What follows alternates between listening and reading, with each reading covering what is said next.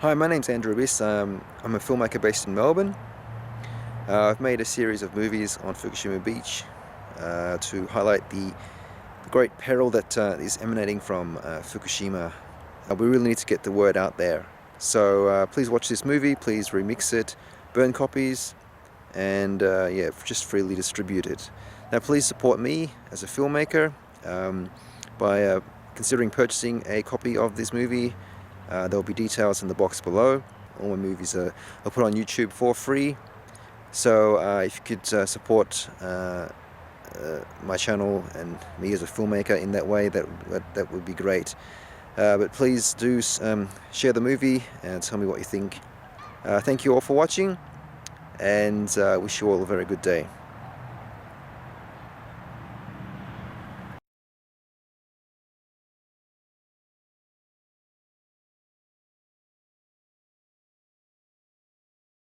Let me assure you, the situation is under control.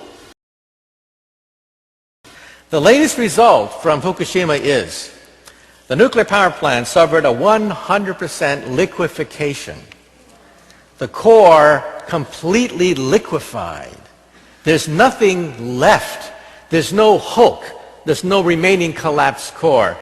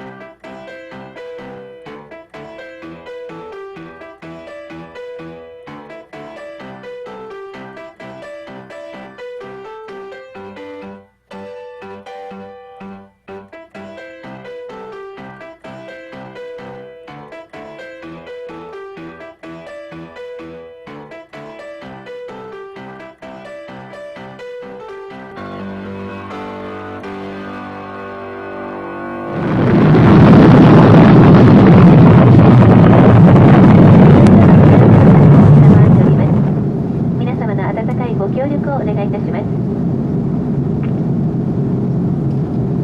それではクアラルンプールまでの空の旅、どうぞごゆっくりお過ごしくださいませ。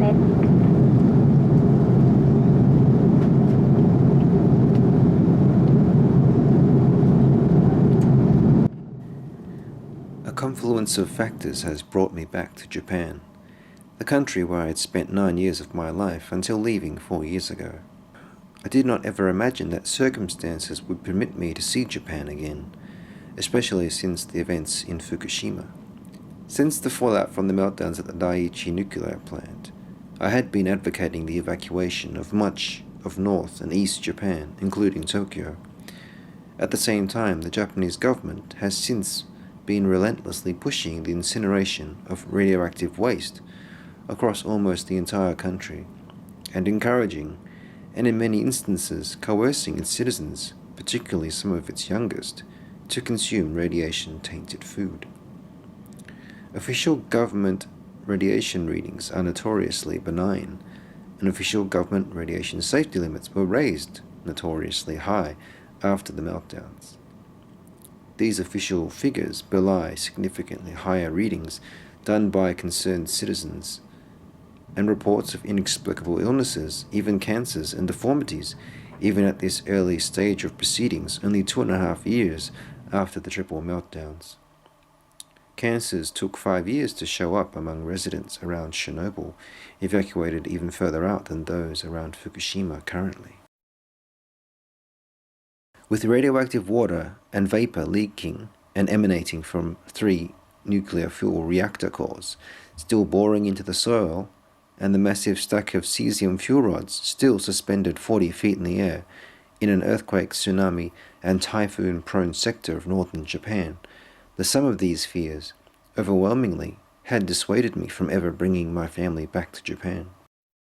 In fact, these are not a summary of mere fears, but a summary of clear and present dangers, clear and present terrors that hound the largely unknowing, perhaps consciously unknowing, Japanese population. Governments around the world have been crushing people's freedoms and liberties to eradicate terrorism, but unfathomably, they do not recognize the terrorism of uncontrolled and ongoing nuclear contamination moving east across the northern hemisphere from a beach in Japan. The nation of Japan seems to have embarked upon one huge scientific experiment, one that seeks to discover to what extent and for what length of time a large region of a marvelously populous nation-state can collectively live with and withstand unprecedented and uncontrolled daily doses of radiation, plutonium, cesium, strontium. The Pacific Ocean, North America, and the Northern Hemisphere have been signed up for this radiation deal as well.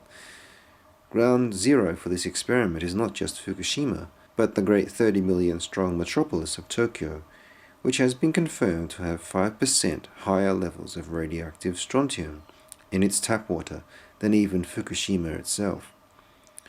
Numerous radiation hotspots dot the city, as well as reports of radiation-induced illnesses.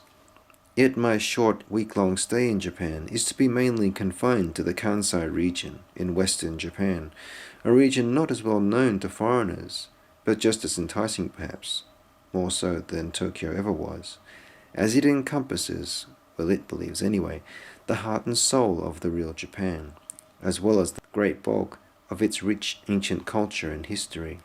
Moreover, Kansai boasts a rare jewel in the ancient and relatively unspoilt city of Kyoto, Japan's capital for 1,000 years. One could have thought that Kyoto and Kansai should have been spared much of the radiation, as they are relatively distant from Fukushima. No doubt the still very perilous state of the 4 reactor buildings, and their hitherto uncooperative radioactive contents, threaten them and the whole of Japan. Yet into this cauldron has been thrown the human element, or shall we say the inhuman element, the government, intervening, exacerbating the radiation dangers to the point where the ancient city may yet still be utterly destroyed. I can't see any easy way of persuading the governments of the world and the scientific committees, the bogus scientific committees that they've set up to operate this system of chicanery and lies, any way of stopping them. I mean, to be honest, these people ought to be sent to jail, and perhaps one day that will happen, who knows? But at the moment, I see no sign of them backing off from what is clearly a very, very serious problem, and in my opinion, probably the worst public health scandal in human history, and one that is very likely set on destroying all life on Earth if it's continued unabated. This is really a serious, serious problem. I mean, I'll give you an example, a very recent example of the sort of Alice in Wonderland world that we're living in. With regard to radiation. Now, you will recall that the World Health Organization Supremo, a bloke called Wolfgang Weiss, Dr. Wolfgang Weiss, they had a meeting in 2012 to talk about the health effects of Fukushima. And of course, they said there wouldn't be any. It wouldn't be any. There would be no detectable health effects. Now, what we discover in the last few months is that a study done by the Medical University in Fukushima has turned up now, well, originally 27 cases of thyroid cancer in children, and it's now gone up to 44 cases of thyroid cancer in children. This is an official study. Now, the university department which made this study, they say, I mean, and it's quoted in the Japan Times, they say, we do not see that these thyroid cancers are associated with the Fukushima contamination. I mean, can you imagine such nonsense? Now, the actual background rate for thyroid cancer in Japan, I've dug out, it's actually 0. Now, so this was a study done in 2005. And if we, my colleague, Professor Michael Malko of the Institute of Power in Belarus, worked on the increases in thyroid cancer in Chernobyl, and he was able to determine a pre-Chernobyl rate in thyroid cancer in children. And it was something like 3 cases in 16 years in the whole population of Belarus, okay? Now, therefore, it's easy to work out that the excess risk in Fukushima of thyroid cancer in children is approximately 200 times the expected value. So it's not like 1.5 or 1.3 or 20% or something like that. It's about 200 times. But nobody's saying, oh gosh, we got it wrong. Oh dear, the internal radiation must be worse than we thought, or any of this stuff. We hear a deadly silence from these people. They should all be sent to jail. I think it must be some kind of psychological denial. I think you'd probably better talk to sociologists and psychologists about this rather than to a scientist. I mean, I have thought about it, and I've thought of the various ways in which it can work. And I can step back from it and step back from it, and eventually we get back to a situation where it is really quite political. It's about the domination of one set of people by another set of people, and the wars and the lies and so on that have continued throughout the whole of history. And so, in order to explain this, basically all you're doing is explaining all the things that have happened in history, which are equally insane, to be honest. We've had situations like this again and again throughout history, and so therefore it's not really anything new there, except that in this case it's a question of the magnitude. It's a sort of third world war, isn't it? It's the governments versus the people. It's truly extraordinary.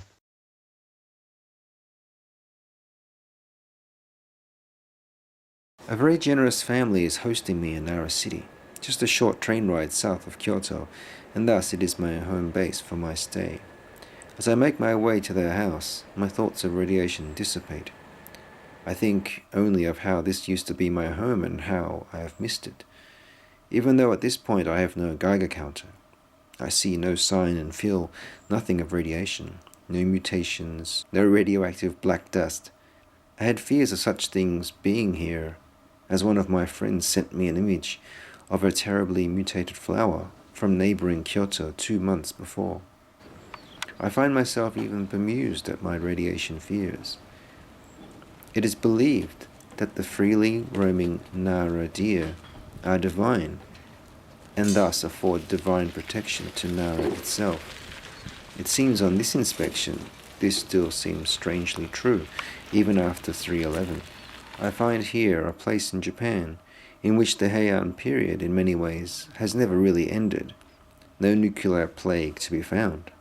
The only nefarious invasion by foreign bodies discernible is a jovial German folk-inspired brass band, inexplicably promoting the coming of Nara Oktoberfest in June.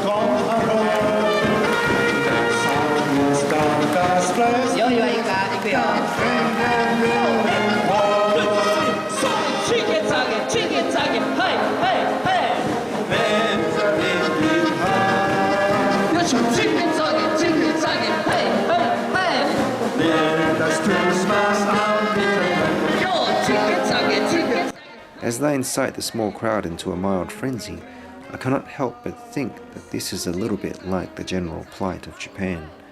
The band playing on despite the dangers of Fukushima, despite the forced irradiation of Japanese in as yet unevacuated but radiation-affected areas of North Japan, despite the restart of nuclear reactors across Japan.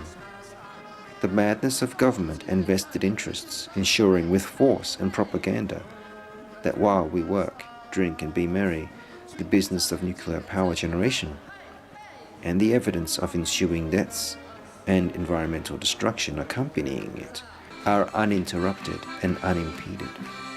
I sense in Kansai, even in Tokyo, a level of antipathy to what is occurring in Fukushima, recently exposed in the prevalence of abnormal thyroid cysts, shown in the documentary A2 by Ian Thomas Ashe. It seems as if the radiation story has passed well beyond its attention cycle, like a seasonal festival or even like Oktoberfest. Everyone got together and really focused for a time, and then it all passed from memory, and therein lies the danger. In willful ignorance, the people of Japan, the people of the world, risk bringing on the annihilation of their own children, their own peoples and way of life. And this time even Kyoto, the ancient capital, may not survive. One thing that is distinct about Kyoto is the abundance of traditional Japanese houses called machiya. They are characterized by wooden lattice windows and a second floor made of earthenware materials. The house forms a long, narrow rectangle shape leading out to a courtyard garden. The fact that these cultural treasures remain in Kyoto is largely due, though, to an American, Henry L. Stimson, the U.S. Secretary of War. In the closing months of World War II, the United States embarks upon the almost unfettered firebombing of Japanese cities. 100,000 Tokyo residents are killed, and 59% of Tokyo is destroyed in one raid in March 1945. City after city is subjected to this kind of incendiary bombing. These bombs ignited great fires that voraciously fed on the largely wooden buildings.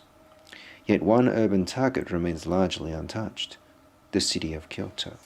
Kyoto is continually struck off the target list through the personal intervention of Stimson. Looking at the city's elegant streets and the rich repository of culture it holds today, one can readily see how it may have affected Stimson when he had honeymooned there before the war. Millions of people have borne witness to Stimson's legacy as Kyoto is thronged by visitors with all its cultural treasures intact. As I make my way to meet a friend in Kyoto, I fear for what the Fukushima disaster may have wrought upon the city. Yet upon arriving in her town in Kyoto Prefecture, I see no evidence again of radiation, nor mutations she reported to me back in April. Here, every spare space is seemingly devoted to growing something. The rice fields, the flowers, the agricultural produce all look quite normal. My Geiger counter reads 0.05 microsieverts an hour. Upon meeting my friend Eiko, I find all is not as it seems. She tells me that in March 2013, the governor of Kyoto approved the commencement of the burning of radioactive waste from the Fukushima area in Kyoto municipal incinerators. Locals, especially children, began to become sick, and there were elevated radiation readings in the prefecture. At 450 kilometers from Fukushima, Kyoto should have enjoyed a measure of protection from the radiation plume that largely blows around eastern and northern Japan and onto North America. The acceptance of this waste by the governors of Osaka and Kyoto and many other governors miles distant from Fukushima has brought the Fukushima radiation home to Kansai. Eiko took this photo of a flower on her balcony at this time. A former Tokyo resident, she moved to Kyoto in late 2011 to escape the radiation there, but then the government authorities ensured that the radiation followed her here. In May 1945, a target committee was commissioned by the US government to draw up a list of candidate cities to be subjected to the first offensive use of the atom bomb, born of the Manhattan Project.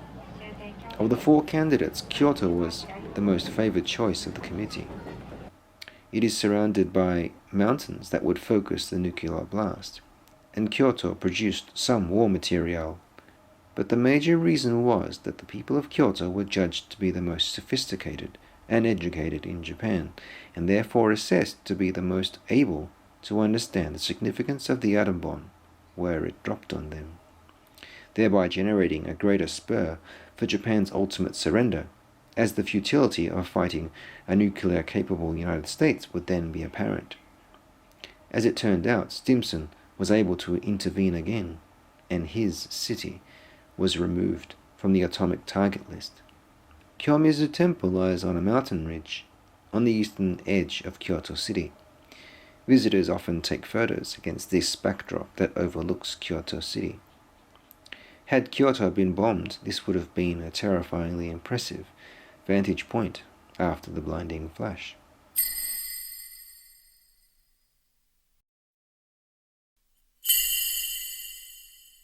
Such is the wrath and providence of history. Kyoto was spared by Stimson. Kokura was spared from atomic bombing by a heavy cloud on August 9, 1945. Hiroshima and Nagasaki were the cities that will forever be associated with the atomic bomb and the plague of radiation that followed. Come 2013, it is not American B-29s that threatens Kyoto with radiation, but in one of history's most sickening and twisted ironies, the radiation threat comes from Japanese government officials. At Kyoto Station in March 2012, they made their case that the incineration of Tohoku radioactive waste in Kyoto was safe. There were even several persons planted in the overwhelmingly angry crowd, holding up pro-incineration placards. Eiko tells me that she has not seen mutations or been witness to sick children since the cessation of waste burning at the end of this spring 2013. Yet the radiation is not really gone. It has largely escaped into the soil and biosphere in a gradual bioaccumulation. She tells me the incineration is scheduled to begin again just after I leave in late June. As it turns out, I really have arrived in Japan at the worst time to be hunting radiation and radioactive hotspots. Despite the monstrous radioactive plume emanating from Fukushima and the continual leaks from the 3 devastated reactors into the Pacific Ocean, the greater menace at this time in mid-June is a monstrous seasonal typhoon tearing its way through Kyushu and southern Japan. So large are these typhoons that they render even more central Japanese cities such as Osaka and Tokyo on their periphery watery urban morasses. Only for a few hours a day is it not raining. I think to myself that it is safe to say that the typhoon is blowing the bulk of any radioactive plume out to the Pacific.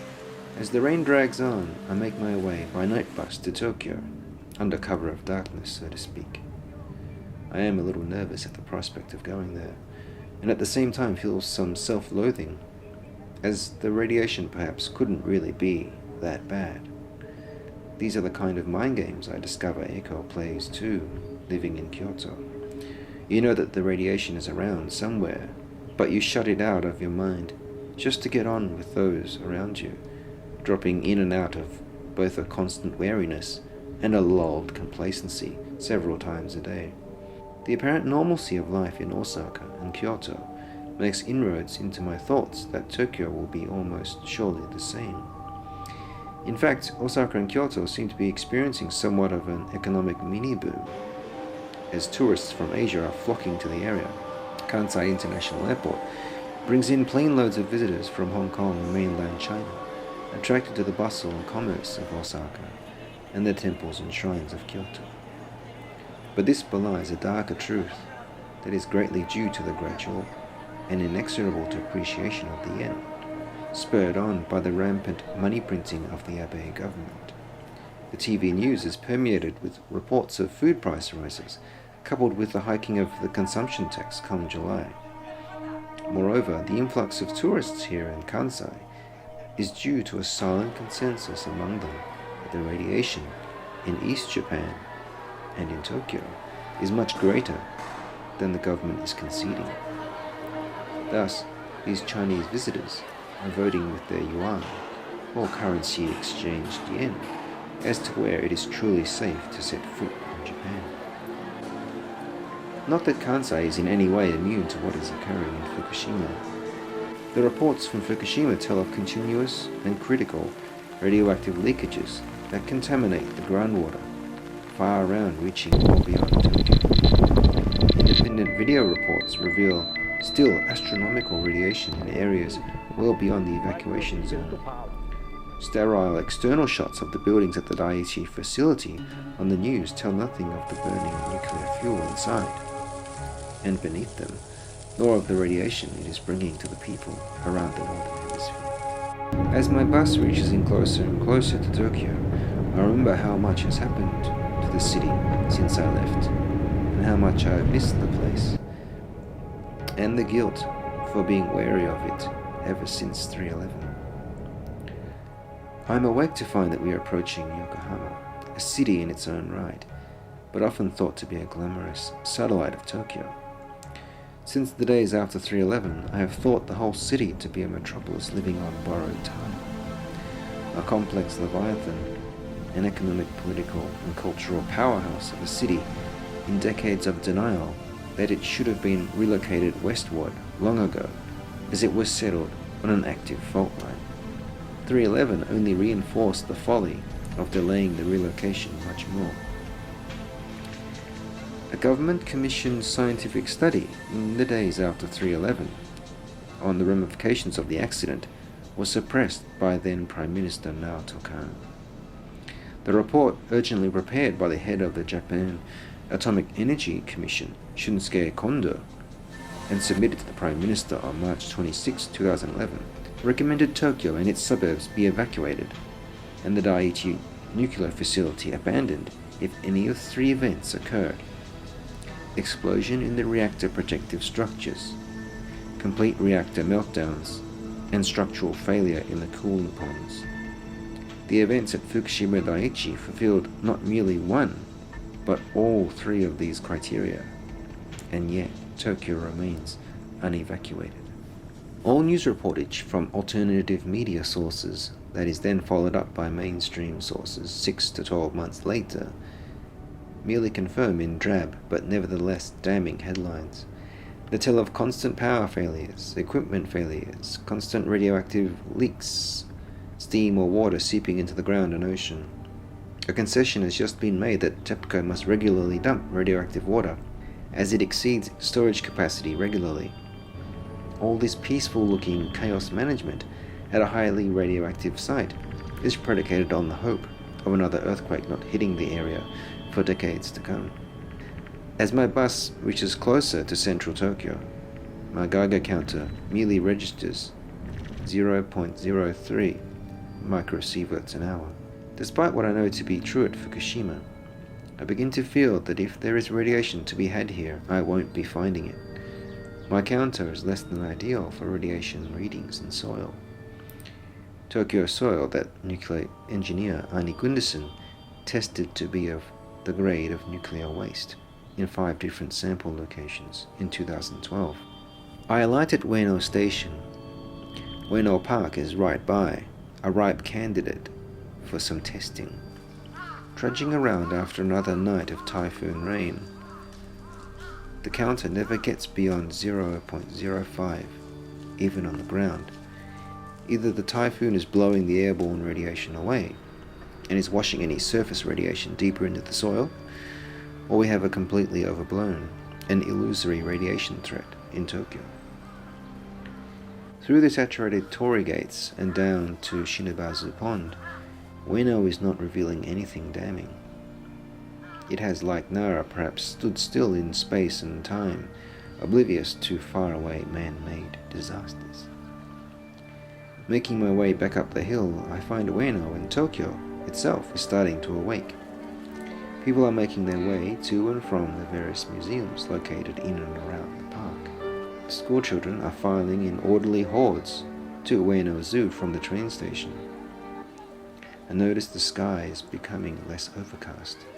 It is warming up, and the sun is breaking the dominance of the typhoon for now. I let my feet dry a little and watch the kids beam past.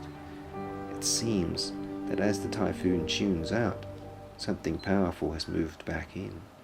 Something is exciting the Geiger counter. The counter can't distinguish between alpha, beta, and gamma rays, but within it, the tube of normally inert gas is being charged. Within the tube is a positively charged rod, and the tube itself is negatively charged. As ionizing radiation enters, the gas within it becomes ionized, with electrons making for the rod and ions for the tube wall. In the stampede each way, it creates a cascading current that the Geiger counter measures and displays on the screen. The counter suddenly reads 0.1 microsieverts an hour in the increasingly sunnier weather. As the number of children increase with the sunshine, the radiation seems to respond in kind. It seems I have found the radiation I have been looking for. These kids' young bodies are still developing rapidly, and hence they are the most vulnerable to the radiation present. One professor advised thus that children should not squat on the ground as is traditionally custom. It should alarm every parent in Kanto and North Japan, as their children inevitably will play daily in and encounter radioactive substances from Fukushima.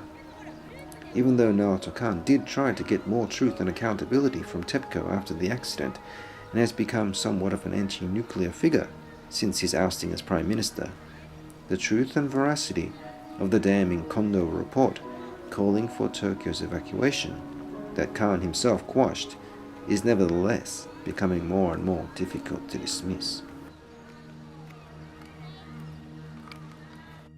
In this somewhat now notorious video, Steve Danieletto of Tokyo-based Metropolis magazine, written for foreigners in Japan, sought to reassure Tokyo Gaijin that all was well in the days after the Daiichi accident. He declared to a lot of willing believers that airborne readings of 0.26 microsieverts per hour were perfectly safe. We're taking a look at the background levels of radiation in Tokyo. Currently the levels are around about 0.2 microsieverts, which is the Tokyo normal level. Yesterday it shot up to double, which is still very, very safe. It starts to get dangerous at about 4,000 to 40,000 times this level, and it becomes deadly at round about 5 to 10 million times this level. So we have nothing to worry about at the moment here in Tokyo. Those levels are extremely high. We have a strong westerly wind blowing everything out to sea, so we have clean air essentially and a normal background radiation level. Thank you. Tokyo's background radiation before 3/11 was 0.04 microsieverts per hour. Anything over 0.12 microsieverts per hour puts radiation doses at above the Japanese government's own pre-11 limit of 1 millisievert a year. Danieletto's reading itself plainly puts a Tokyo resident at an annual dose of 2.3 millisieverts, more than double the government's safety limit. This means that people are safe from acute radiation syndrome, but not chronic radiation syndrome. That is, the myriad illnesses that can be brought on by accumulated radiation doses at low levels over a prolonged period of time at which no level is deemed truly safe. Children are many more times sensitive to radiation than adults, and fetuses are even more susceptible.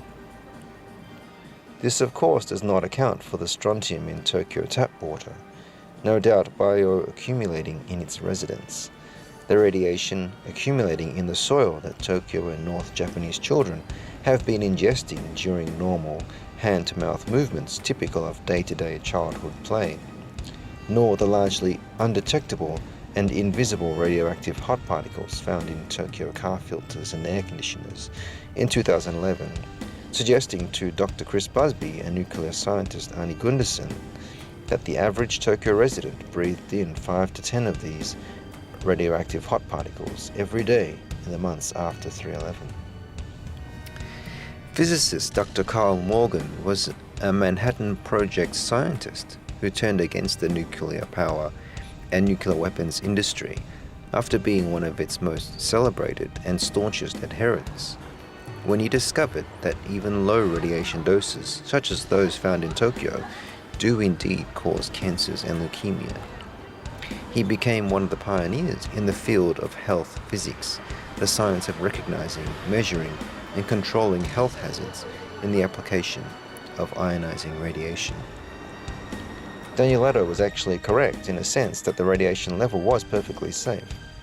That is, for someone planning to live for only another 5, 10, 20 or 30 years, as these are the typical timeframes for the cancers and leukemias to appear, and as long as the wind never changed direction for the foreseeable future. Perhaps his fears were assuaged by the Japanese government raising the radiation safety limit from 1 to 20 millisieverts a year, only to have the limit revised back down to 1 millisievert at the angry behest of Japanese parents. The 1 millisievert a year level is predicated on the pre-3/11 understanding that even low radiation exposure can be deadly over time. Metropolis wisely placed in a disclaimer in their accompanying radiation article, stating that they are not nuclear science experts, and here it shows abundantly. What cannot be disclaimed is that the radiation is blowing out to the Pacific Ocean and on to North America, dismissively referred to as if it were of no consequence. Unfortunately, the consequences are real and tangible.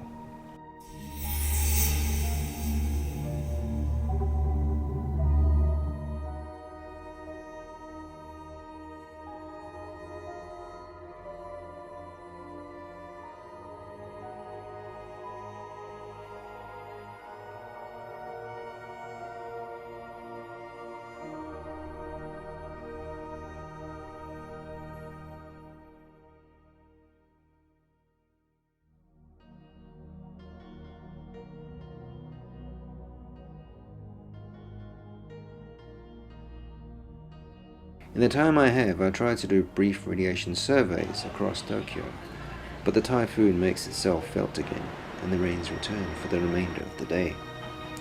In Roppongi, Shinjuku, and Shimokitazawa, I find readings at the 0.11 to 0.12 microsievert level. I hypothesize that the typhoon is covering the tracks of the Fukushima radiation plume by blowing it away into the Pacific. It could have been that I found a little radiation hotspot in Ueno, and that would be all she wrote. I meet some friends that night and stay in Ikebukuro. Whatever radiation I find in the air, the Fukushima crisis seems to be morphing also into a crisis of water. In August 2013, the Japanese government will finally admit, and the New York Times will finally report, that 400 tons of radiation-contaminated water has been going into the Pacific Ocean daily since March 2011. In a bizarre reversal of events of 3/11, where a tsunami of seawater hit the Daiichi plant carrying debris inland, what has gone on since is subsurface groundwater from the mountains nearby has been naturally coming to the coastal nuclear plant. acting as a silent but menacing subterranean tsunami, as it is carrying with it the radioactive debris from the 3 melting down reactors, along with substantial leakages from the contaminant water storage tanks down into the Pacific Ocean.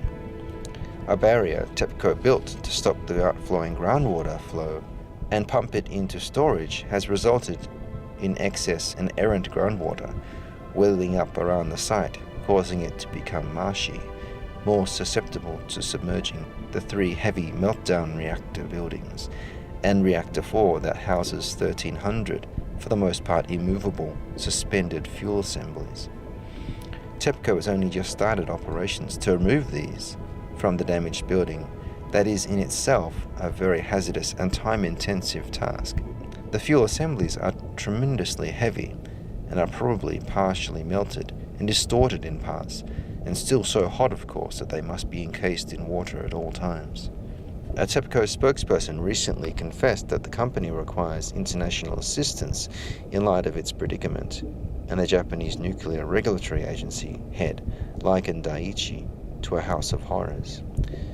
This is, of course, made worse by the susceptibility of the area to further magnitude 7+ earthquakes, and the unstable juncture of tectonic plates at which Japan itself sits, and the capacity for Japan to sink further should a comparable earthquake to 3/11 take place again. After the Fukushima accident in 2011, I contacted my Japanese friends warning them that the government was covering up the true radiation situation. I did not receive many replies. One of my Tokyo residing friends, though, thanked me for my concern, but said that she had, quote, faith in Japanese technology to solve the problem, end quote. Faith is a wonderful thing, but that, and a too optimistic appreciation of technology, has ushered in a cyberpunk reality. Previously only imaginable in dystopian visions of writers like Philip K. Dick, Fukushima has delivered the tortured premise of cyberpunk, the promise of quote-unquote high-tech and low life. The Japanese expression of this was birthed in films like Akira, where astounding and constant technological innovations have served to alienate the masses from one another, permitting vast oppressive conglomerates colluding with massive overwrought government bureaucracies to rule over them and kettle them in similarly vast physical and psychological ghettos.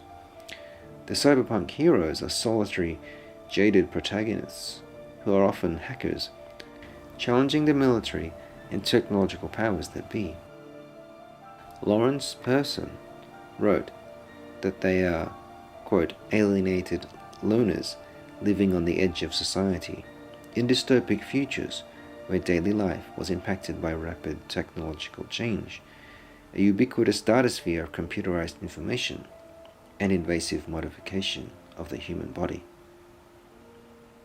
This cyberpunk realm is perhaps confirmed by the Japanese band World Order, whose music and choreography embodies the elegance, synergy, and possibility of technology, but at the same time also its impersonality, terrifying brutality, and even slippery treacherousness when interfaced with human subjects. A lyric of their track, Machine Civilization, asks, "Where is the world going? Won't somebody tell me?" A pertinent question, indeed. While television is obviously a terrifyingly amazing propaganda delivery vehicle for cyberpunk era dominant corporations backed by government compulsive force, it still reveals much of our true condition by what it sells and promotes. In my small hotel room in Ikebukuro, I see the media is currently in buzz, in Japan also, with the Edward Snowden story. Edward Snowden, who leaked that the US government is reading and storing emails, social media posts, and data of everyone on the planet. Another story is about the restart of the Ohi nuclear reactors being negotiated between Kansai Electric Power Company and the Japanese government. Apparently, the 2020 Tokyo Olympics bid is being pushed hard on the population as well.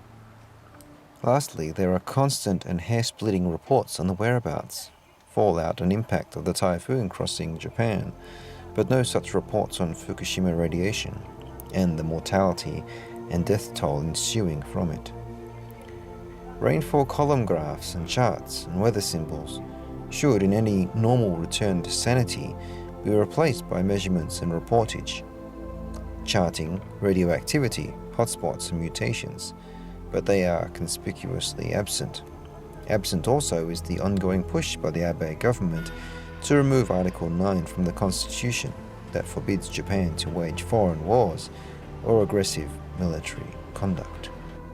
Japan, like much of the rest of the world, is like these passengers, all fatigued from their exertions, earning units of printed, increasingly digitized currency, or going to re-education centers in preparation to earn that currency, but often finding refuge in their cyberpunked smartphones, soon to be replaced by Google Glass type interfaces, unaware or uncaring that they are being surveilled by their own devices, and unaware, really, of where the train is taking them, or who or what is in the driver's seat.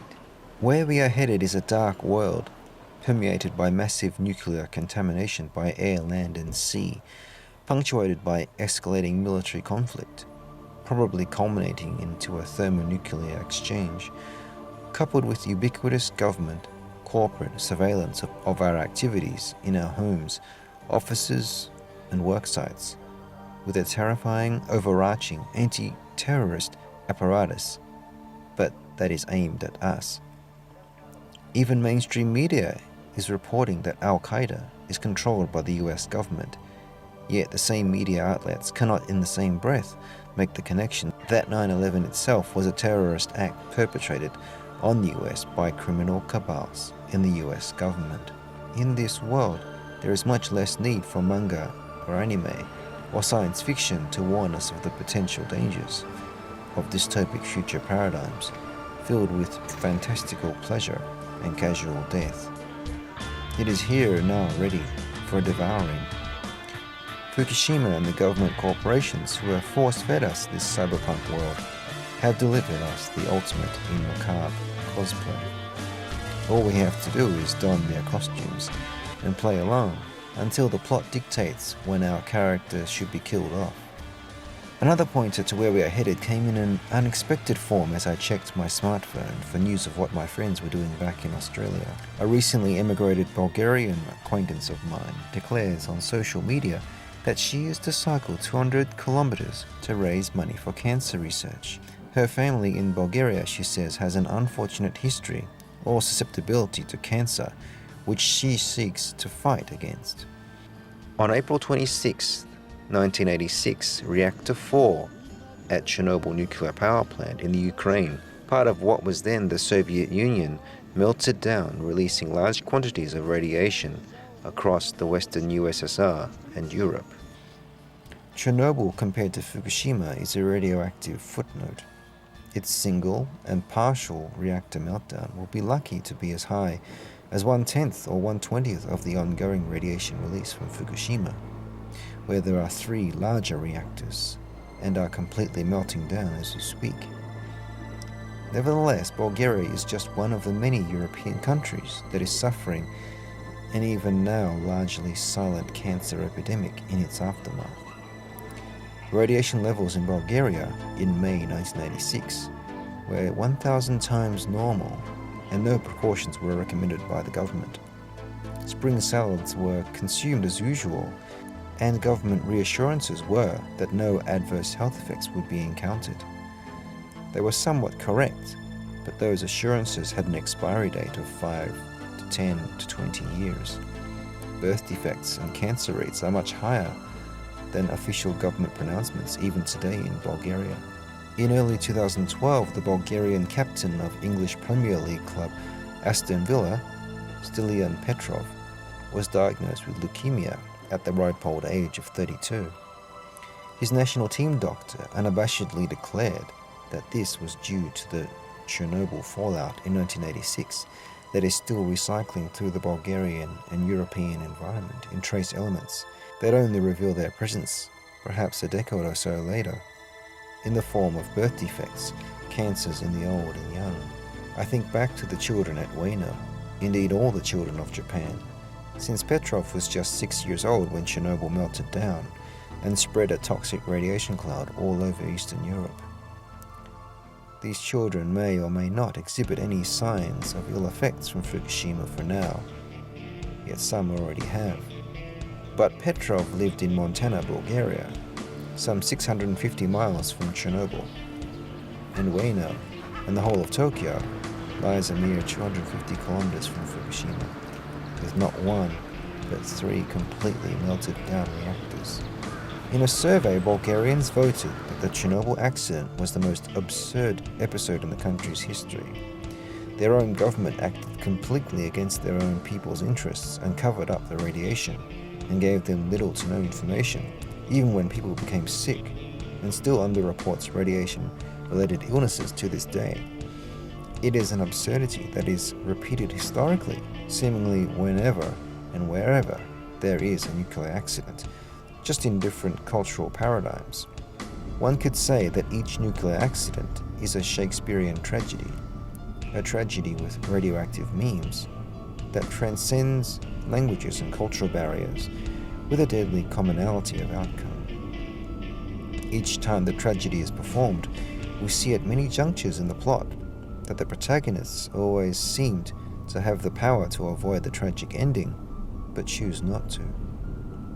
Each time we witness a nuclear tragedy like Windscale, 3 Mile Island, Maralinga, Chernobyl, Fallujah, Fukushima, we know how the play ends.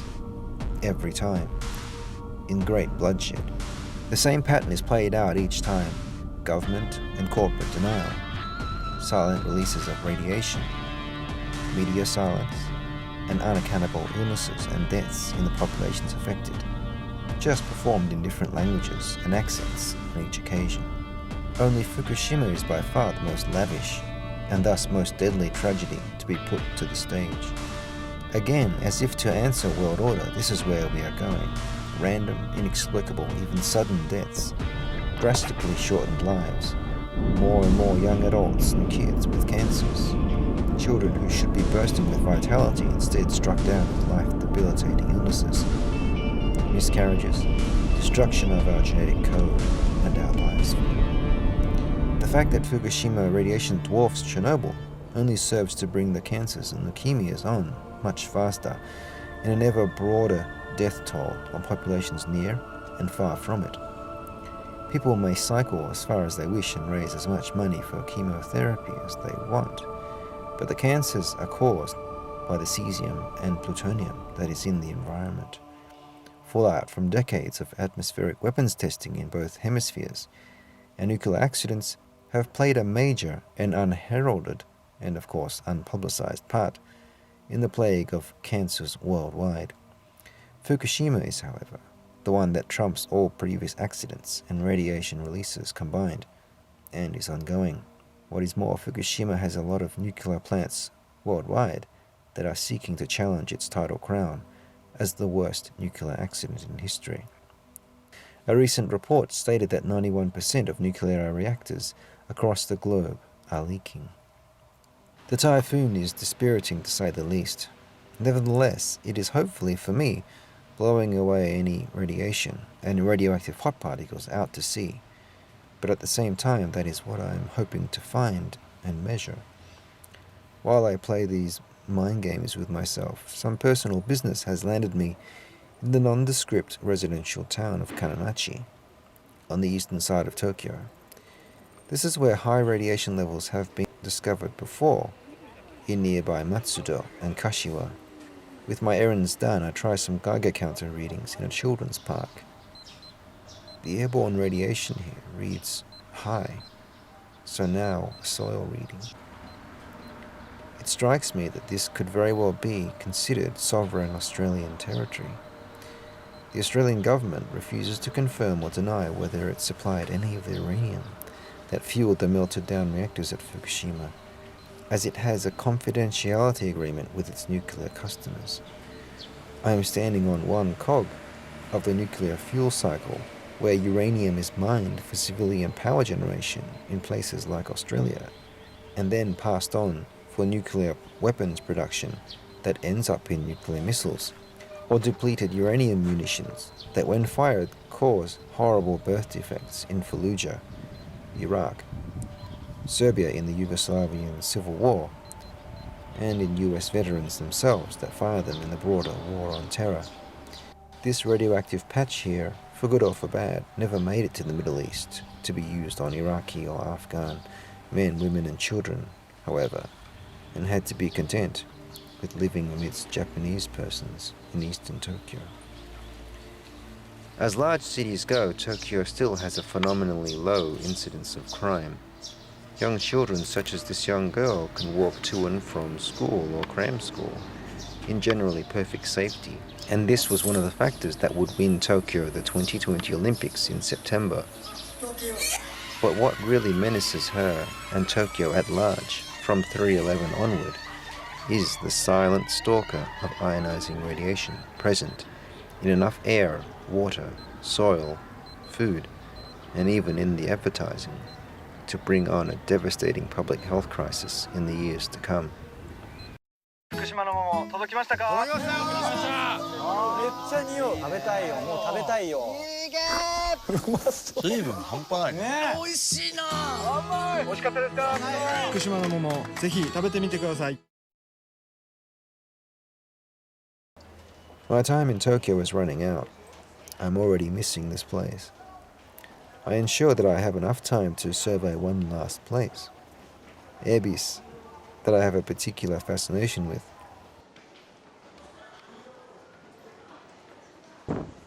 Every Christmas, Ebis Garden Place has an illuminated chandelier as its centerpiece. Today it has been taken over by Honda Corporation. They are showcasing their latest hybrid motorcar that promises to reduce CO2 emissions. Overlooking the car below from a mezzanine, I set up for one last reading before I meet friends briefly and set off back to Nara. There is ionizing radiation even here, with the typhoon in full swing. It looks to have made its mark here in Ebis. The United Nations has declared that CO2 emissions are creating dead zones in oceans, poisoning rivers and drinking water, as well as changing the climate. It is beyond incompetence and negligence that the very same organization cannot see this poison present before me. Carbon dioxide that is breathed in by plants to create oxygen, and not the radiation, is what we are told is the bane of our existence and the greatest threat to our environment. How the radiation will affect those unknowing, or those dismissive of its long-term health effects, even in low doses, only time will really tell. What is disturbing is the number of radiation sicknesses that have arisen in the little time that has expired since March 11. With cesium levels in Tokyo now confirmed to be much higher than previously thought, and cesium levels in Tokyo tap water confirmed to be as high, if not higher, than Fukushima. I recall a couple I know who left Tokyo for the United States a month earlier. Their 3-year-old child developed restrictive cardiomyopathy, where the heart does not beat nor circulate blood properly. The cause of such a life-debilitating condition is, according to medical authorities, not known.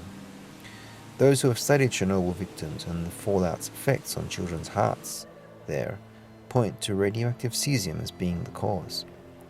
When speaking of Fukushima's multiple meltdowns, this is Chernobyl again, but written this time on a vast global canvas, many, many times larger.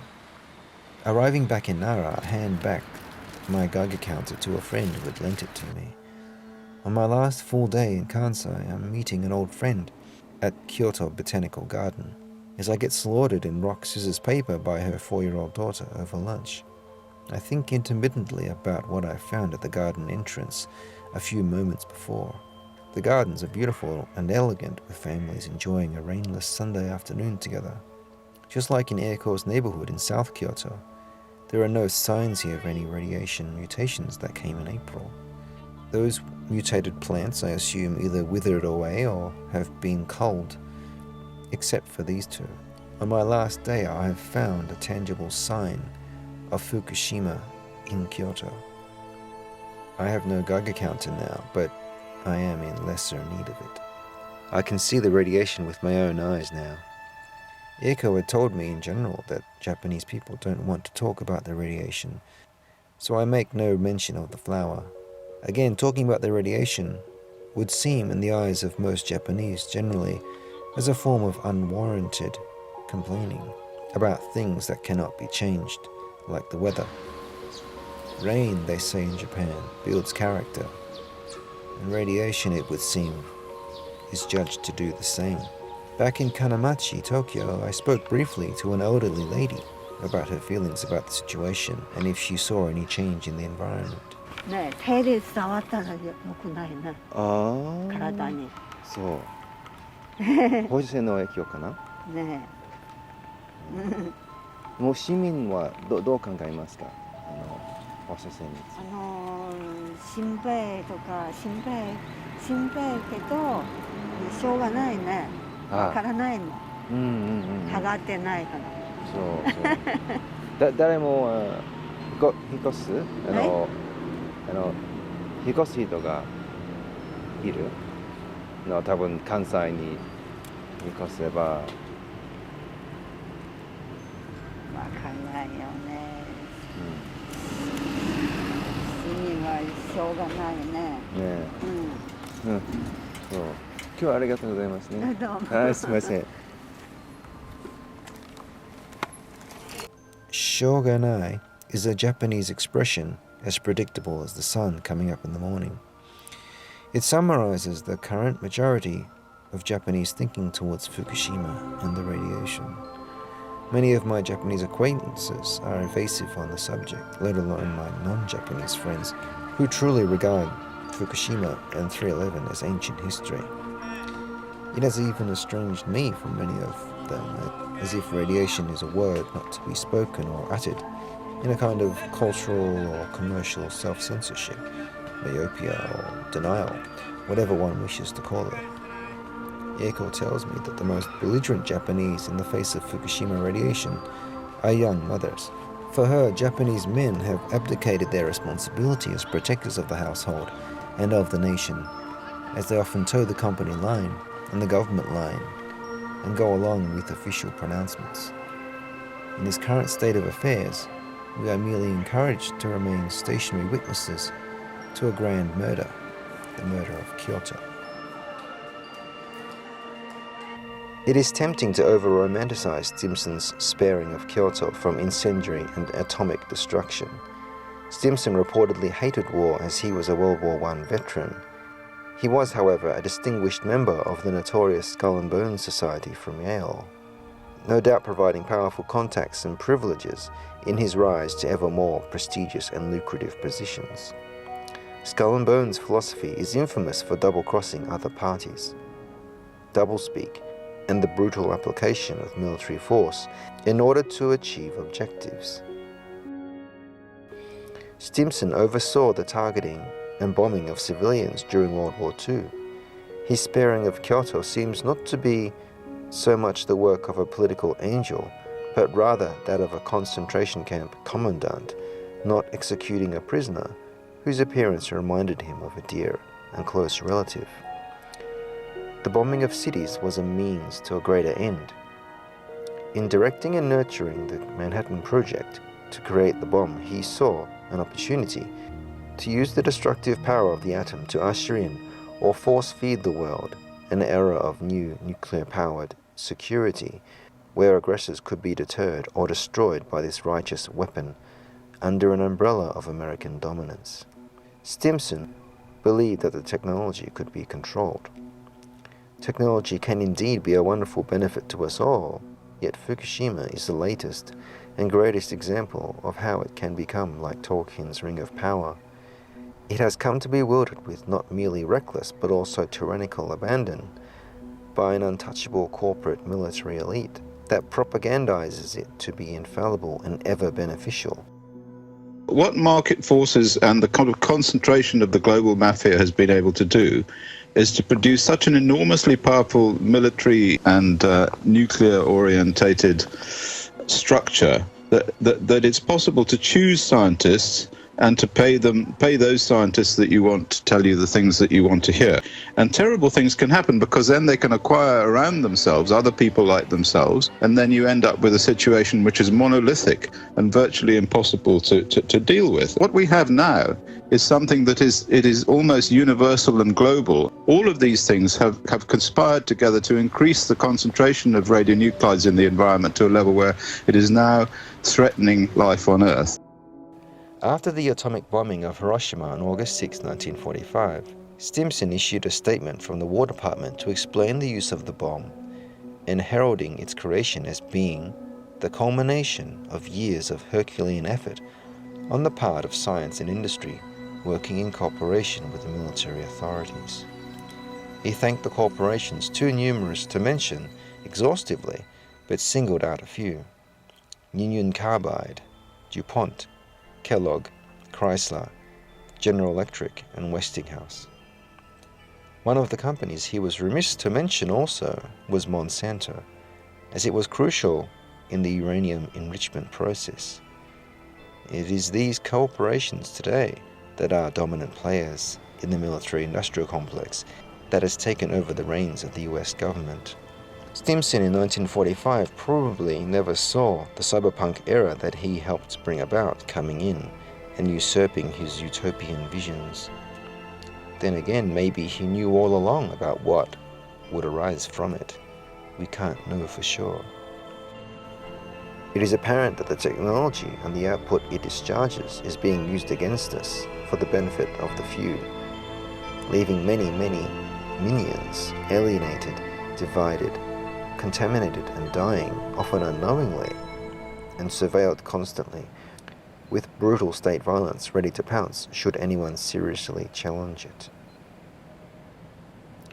If we cannot challenge the cyberpunk corruption manifested in the Fukushima cover-up, the radiation raids on Kyoto will continue. It will come from the nuclear waste incineration that will make the city more and more radioactive. It is coming from the constant radiation leakages at Daiichi that threaten the whole of Japan and the Northern Hemisphere at large. It can easily come from the broader regional or global thermonuclear exchange, as the Japanese government is seeking to overturn its own non-aggression stance and is verbally sparring and shadowboxing with China and North Korea, in tandem with the broader worsening situation in Syria and Iran being stirred up by the Obama administration and the CIA. In nurturing the Manhattan Project, the Fukushima tragedy has ironically revealed the folly of Stimson's imperial idealism. In believing that nuclearism could usher in a new era of peace by deterring aggressors, Stimson helped create the nuclear-armed military-industrial complex that threatens to destroy his city today. His wartime subordinate, Dwight Eisenhower, one of his protégés he molded and nurtured, became president in 1953 and created the IAEA, a UN body tasked with promoting nuclear power and therefore loath to ever condemn or act against the nuclear industry, even post-Fukushima. Yet Eisenhower, at the end of his tenure in 1961, saw some of the light and contemplated the enormity of the monster he inherited from Stimson and Truman, that he himself gave further sustenance. We must guard against the acquisition of unwarranted influence, whether sought or unsought, by the military-industrial complex. The potential for the disastrous rise of misplaced power exists and will persist. We must never let the weight of this combination endanger our liberties or democratic processes. For every old blackboard, there are now hundreds of new electronic computers. The prospect of domination of the nation's scholars by federal employment, project allocations, and the power of money is ever present and is gravely to be regarded. We must also be alert to the equal and opposite danger that public policy could itself become the captive of a scientific technological elite. Eisenhower, like Stimson, helped unleash the nuclear genie, and now in Fukushima it is well and truly out of control. We find that the corporate-driven imperial aggression of the military-industrial complex, like the Pacific fallout itself, is similarly out of control. This is about the large-scale, indiscriminate use of weapons that the civilized world long ago decided must never be used at all. I went back and I watched the videos that anybody can watch in the social media. It is really hard to express in words the human suffering that they lay out before us. The images of entire families dead in their beds without a drop of blood or even a visible wound. Bodies contorting in spasms. Human suffering that we can never ignore or forget. Our sense of basic humanity is offended not only by this cowardly crime, but also by the cynical attempt to cover it up. What is before us today is real, and it is compelling. So I also want to underscore that while investigators are gathering additional evidence on the ground, our understanding of what has already happened in Syria is grounded in facts, informed by conscience, and guided by common sense. Make no mistake, President Obama believes there must be accountability for those who would use the world's most heinous weapons against the world's most vulnerable people. Nothing today is more serious, and nothing is receiving more serious scrutiny. Hiroshima was the first target of this complex, and in 2013, the candidates seemed to be Syria and Iran to come. The complex may just start a thermonuclear confrontation with Russia and China in the process.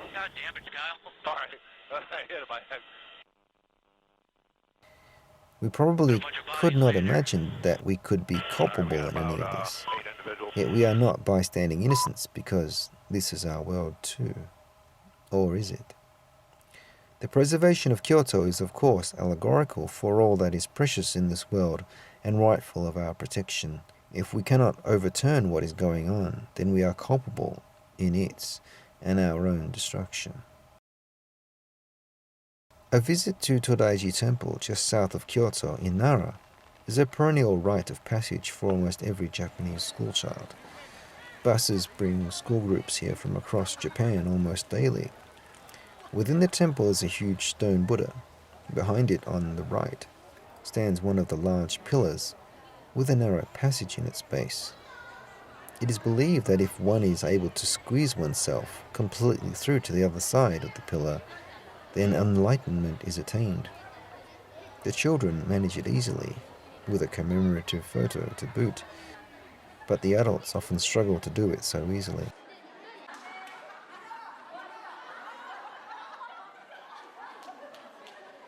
After the tragedy of 3/11, a Japanese boy was reported to have said to his mother, "Why don't we just arrest the earthquake?" As silly and naive as this may initially sound, it may just be real thinking outside the box, or even a thought truly born of enlightenment, of one who has crawled through the hollow Todaiji pillar, or perhaps both. The boy probably thought the idea to be perfectly logical. He has no fear of embarrassment or loss of face, or credibility that adults are petrified of. If applied to the Fukushima nuclear disaster, we find that we already know the people who are publicly responsible for the preconditions that permitted the accident to occur, and those who are continuing the policies that are irradiating Kyoto, Japan, and the globe. They are public figures and public companies. We know they committed crimes and are committing crimes that are killing and sickening people. Why can't we arrest them? The boy is probably still asking, so we can all get on with our lives. We could probably give him a lot of good adult reasons why it is we cannot arrest them. But in the face of the people who have died, and the many millions that will die, and the irradiation of the planet for thousands of years, if policy is not immediately and drastically changed, and an international task force brought in place of TEPCO to mitigate the horrific problems at Daiichi, probably none of our rationalized reasons would constitute a real excuse for not accosting those we know or deeply suspect to be guilty of radiation murders and manslaughter, and acting to undo as best we can the dreadful harm that they have done. Eisenhower at least provided something of a way out of this, though he himself was a member of Bohemian Grove, where the very idea of the atomic bomb was first planned in 1942, hinting at the collusion of powerful banking and corporate forces behind the bomb's creation. He nevertheless warned the American public in his farewell speech that only a knowledgeable and alert citizenry was capable of keeping the terrible power of this military-industrial complex in check and keep it subservient to the needs of the public. Any quick reality check today will easily bear out that a mere handful of corporations own the mainstream media in America. GE even has its own media conglomerate in MSNBC, and rampant infiltration into the White House and the Department of Energy. We find today that the military-industrial complex and its military entertainment complex arm have propagated an alert and knowledgeable public, but overwhelmingly focused on these areas of expertise. Only a truly alert and knowledgeable citizenry, indeed, can compel the truth of what is occurring at Fukushima to be exposed and demand a credible international task force be assembled to deal with it. Before we leave Kyoto, perhaps we should visit one last place together. Kinkakuji Temple, the Golden Pavilion, draws hordes of visitors contemplative of its perfected beauty. In 1950, a young monk reportedly became so enamored and obsessed by it that he set fire to it, destroying it completely. We find that our Secretary of War was not so much different, as his apparent affection for Kyoto compelled him to seek a rapid, all-powerful nuclear solution to end all wars that had threatened to obliterate it. Yet his powerful nuclear asset has become deeply corrupt and has metastasized into unchecked and all-powerful corporate leviathans collusively backed by the United Nations and the banking families that created it, waging an undeclared nuclear war of global fallout and contamination on the Earth's peoples by means myriad and beyond even nuclear. They leverage their wealth and power on the destruction of the health and liberties of these people. Their success depends on our degradation and elimination. Those invested in depleted uranium and nuclear energy, for example, figures as publicly visible as the Queen of England and Bill Gates, cannot be bargained with. Their philosophy of domination demands that eugenics be carried out. The people of Fukushima, Tokyo, North America, indeed the whole Northern Hemisphere, you see, must take this radiation hit.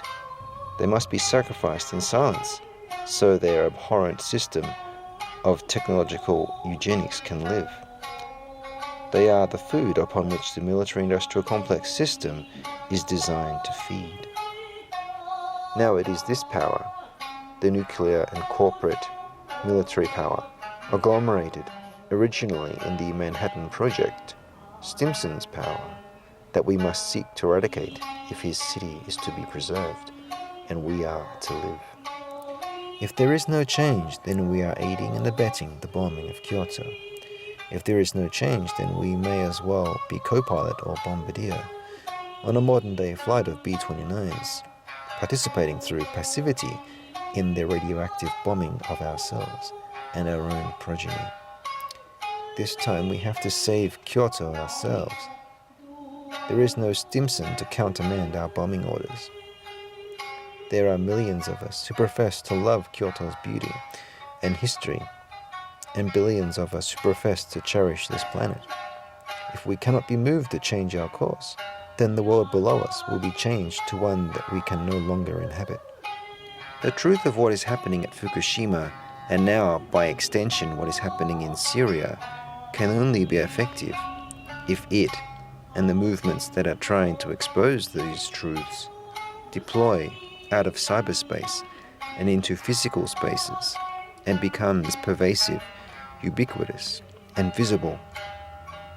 so as to point the finger at the radiation that is invisible, but is nevertheless spreading throughout the Pacific Ocean and the Northern Hemisphere, and to indict and to put to trial the persons, corporations, and collusions that are responsible for the ongoing radiation of the biosphere and the threat of thermonuclear war. We don't have very much time, as our plane will be over the target soon. It really is now or never. Beyond the din of the engines, high in the cloud as we are, we have to remember and base our decisions on the value of the lives of myriad sentient beings in ecosystems that stirs below, to guide how we respond in this crucial episode in the future of our planet. We know where this plot in the Fukushima tragedy ends. We've seen this play before. The outcome we know, but the outcome can be whatever we want it to be, if we are strong enough, and if what good remains in this world is worth saving.